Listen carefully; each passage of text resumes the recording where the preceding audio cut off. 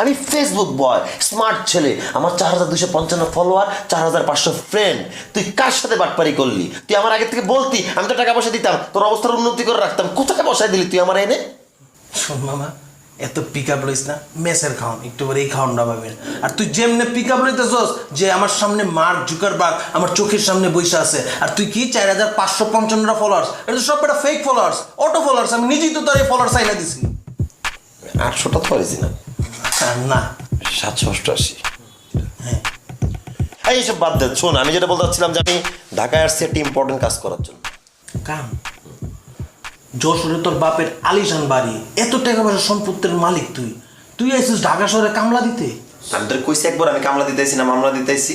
আমি তোর কইতে চাইছি যে আমি একটা কামে আইছি, আমার বাপের এটার অভাব নেই, আর আমি একমাত্র পোলা, খরচ করবো কেটা? আমি তো আইছি খরচ করতে। আমি আসছি আমার অ্যাঞ্জেলকে সামনাসামনি দেখতে,